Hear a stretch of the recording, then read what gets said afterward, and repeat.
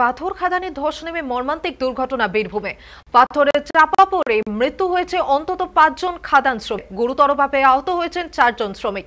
তাদের উদ্ধার করে চিকিৎসার জন্য রামপুরহাট গভর্নমেন্ট মেডিকেল কলেজে নিয়ে যাওয়া হয়েছে।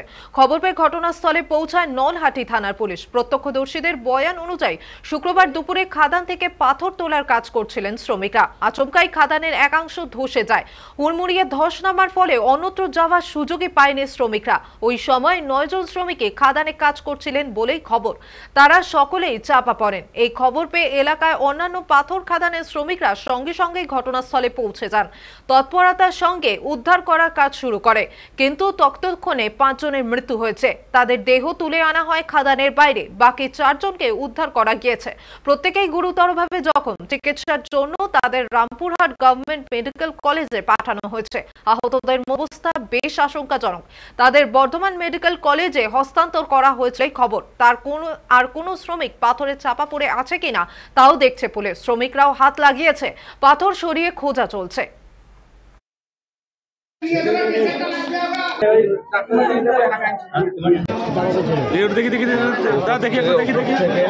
মানে আমাকে ফোন করে যে গাড়ি লাগবে, অ্যাক্সিডেন্ট হয়েছে। আমি যাই। কি দেখলেন, কি অবস্থায় দেখলেন? আমি 4 খানা এনেছি। কতজনের মৃত্যু হয়েছে? 6 জন। 6 জনের মৃত্যু হয়েছে। কোথায় পড়েছিল, কিভাবে পড়েছিল ওরা? আমি বলতে পারছি না। অ্যাক্সিডেন্টটা হয়েছে। অ্যাক্সিডেন্ট কিসের সময় হয়েছে? অ্যাক্সিডেন্টটা ওই ধস পড়ে। কোথায় হয়েছিল? বাহাদুরপুরে কোথায়?